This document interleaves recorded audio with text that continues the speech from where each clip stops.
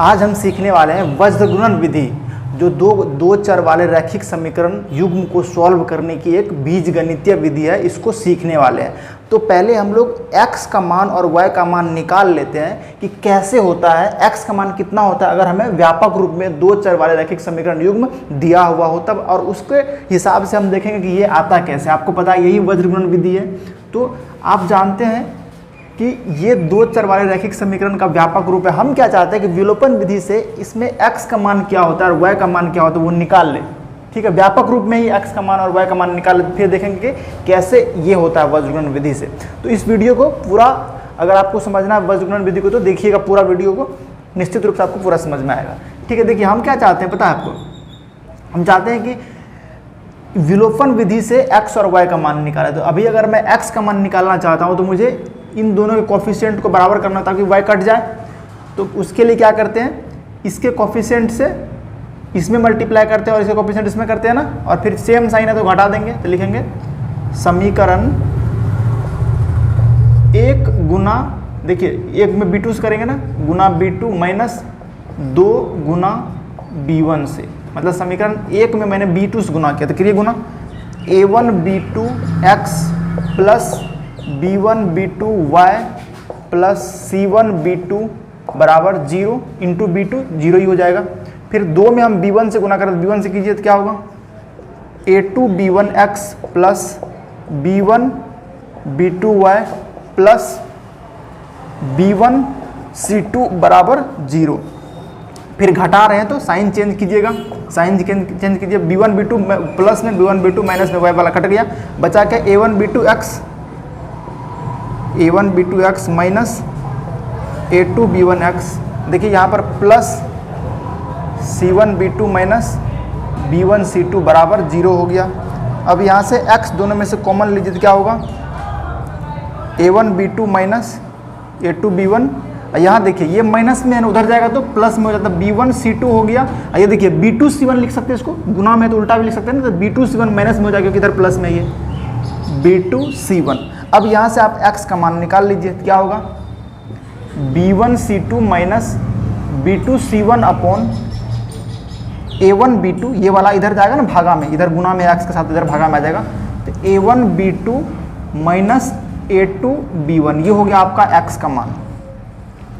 ठीक है, अब x का मान आप समीकरण 1 या समीकरण 2 में कहीं पर रखिएगा तो y मिल जाएगा, लेकिन उस तरीके से निकालिएगा ना तो बहुत लंबा पड़ेगा। इस वजह से हम क्या करते हैं, जैसे हमने समीकरण 1 और 2 में गुना करके हमने x का मान निकाला है y को हटा करके, वैसे ही y का मान निकालने के लिए क्या करते हैं, x वाला टर्म को हटा लेते हैं। ठीक है, तो करते क्या है, इसलिए समीकरण इस बार देखिए पहले समीकरण 2 में कर रहा हूँ ताकि मैं मुझे a1 b2 minus a2 b1 ही मिले, y वाला भी नीचे में। समीकरण 2 में किससे गुना करेंगे बताइए, समीकरण 2 में a1 से करेंगे क्योंकि मुझे x वाला को हटाना है और y का मान चाहिए, तो x वाला टर्म को कोफिशिएंट को सेम करेंगे ना, गुणांक को। तो समीकरण 2 में a1 से गुना करेंगे, समीकरण 2 गुना a1 माइनस 1 गुना 1 में करेंगे, इस समीकरण में इससे करेंगे a2।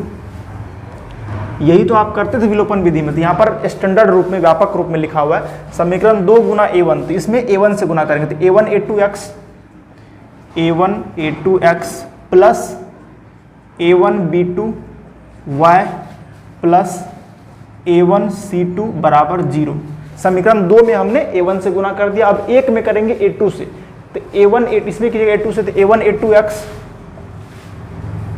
a2x प्लस a1 हमने a2 से कर रहे हैं ना, इसमें a2 समीकरण 1 में a2 से करते क्या हो जाएगा, a2 b1 y plus a2 c1 बराबर 0। अब चेंज करेंगे साइन, माइनस माइनस माइनस, तो ये a1 a2x प्लस में a1 a2x माइनस में कट गया, तो बचा क्या a1 b2 y, देखिए यहाँ पर माइनस है ना, minus a2 b1 y plus देखिए यहाँ पर a1 c2 minus a2 c1 बराबर 0। अब इन दोनों से आप y कॉमन ले लीजिए, तो a1 b2 minus a2 b1, यहाँ देखिए a2 c1 है माइनस में, इधर आएगा तो प्लस में हो जाएगा a2 c1, a1 c2 देखिए इधर प्लस में उधर जाएगा तो माइनस में, माइनस a1 c2। अब यहाँ से y का मान निकाले तो क्या होगा, a2 c1 minus a1 c2 upon a1 b2 minus a2 b1, a1 b2 ये इधर भागा में जाएगा ना, A1B2 माइनस A2B1। तो आपको x और y का मान देखिए, जब समीकरण हमारा व्यापक रूप में है ना इस तरीके से, तब हमने x और y का मान निकाल लेते हैं। x का मान होता है B1C2 minus B2C1 upon A1B2 minus A2B1, और y का मान होता है A2C1 माइनस A1C2 बटा A1B2 माइनस A2B1। तो अगर किसी को याद रहे तो डायरेक्ट निकाल सकते हैं, लेकिन याद करना बड़ा मुश्किल है ना, जाहिर सी बात है। इसी वजह से सामने आया वज्र गुणन विधि। सोचा कि एक ऐसा टेक्निक निकालो जिसकी वजह से x का मान डायरेक्ट ये पता कर पाए, मतलब x बराबर ये लिख पाए उस टेक्निक की मदद से, और y का मान ये लिख पाए उस टेक्निक की मदद से। उसी टेक्निक को कहते हैं वज्र गुणन विधि। तो टेक्निक क्या है इसके पीछे देखिए, कहा गया कि आप ऐसे अगर लिखते हो तो देखो क्या होता है।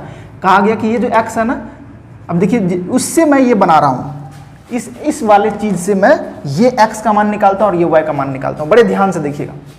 कहा है क्या x है तो लिखो और ये यहाँ पर बट्टा दो अपने मन से, फिर जैसे जैसे एरो जा रहा है वैसे वैसे करो। तो B1C2 हमें शुरुआत हमेशा ऊपर से ही करना, B1C2 कर दिया गुना, फिर अपने पॉकेट से माइनस दो।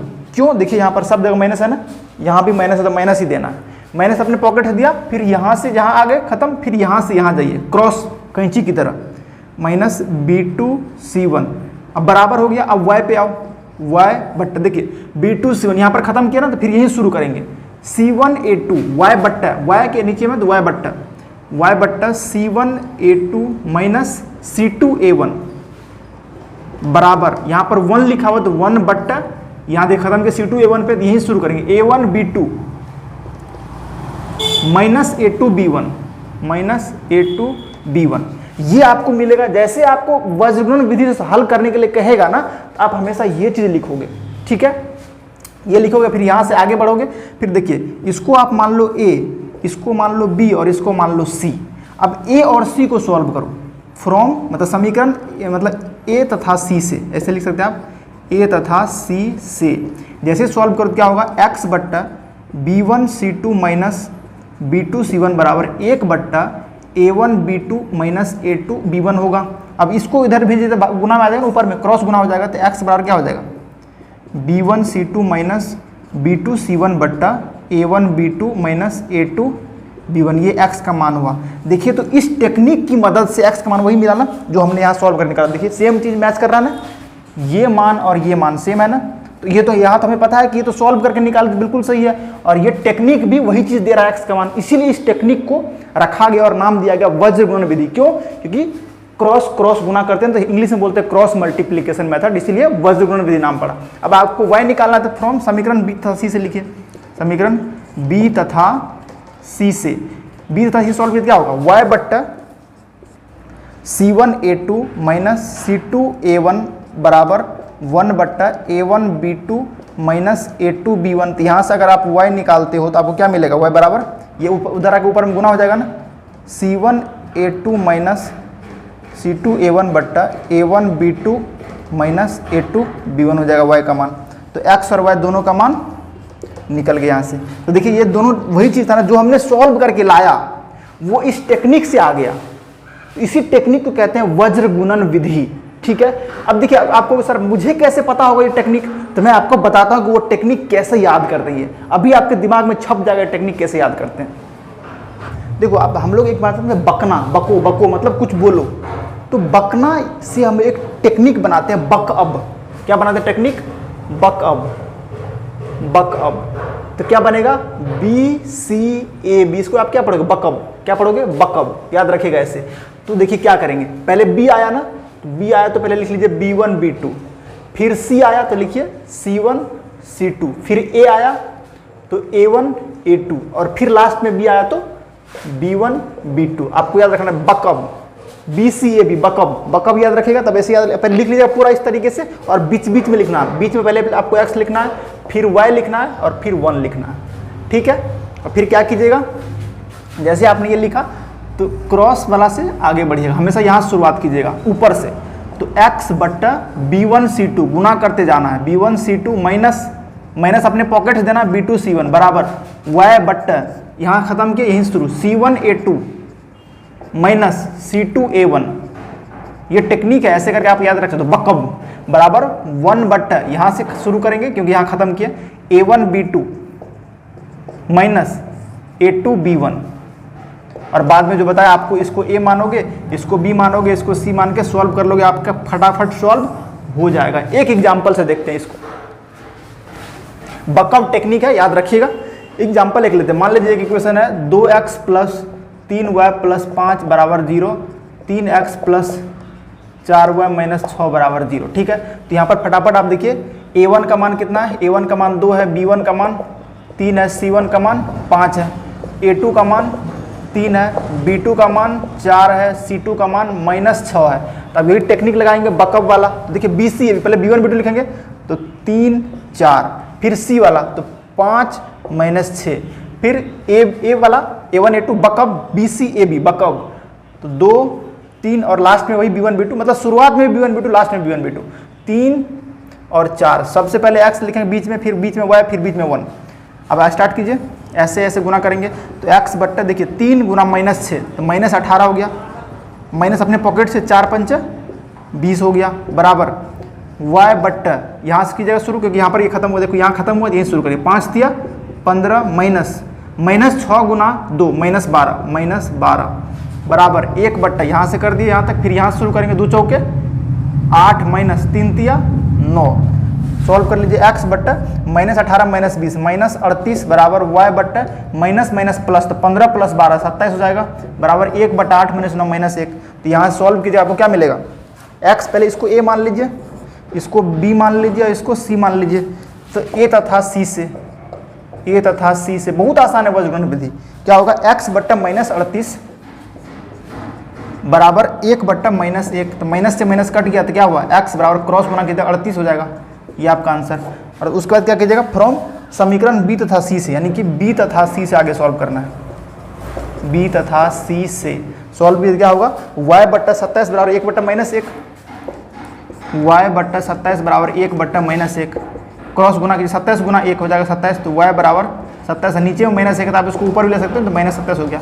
इसीलिए x बराबर माइनस 38 तथा y बराबर माइनस 27, ही आपका आंसर हो गया। और इस तरीके से आपने वज्रगुणन विधि को देखा। ये टेक्निक क्या था, बक्का भी याद रखना आपको, BCAB, B1 B2 C1 C2 A1 A2 B1 B2, बीच बीच में x y 1, फिर ऐसे ऐसे क्रॉस करके बीच में माइनस अपने पॉकेट से देना है। ठीक है, आई होप आपको ये विधि समझ में आया होगा। और इसके नेक्स्ट वीडियो हम लोग इसका जो एक्सरसाइज 3.5 है वो करने वाले हैं। मिलते हैं नेक्स्ट वीडियो में, थैंक यू।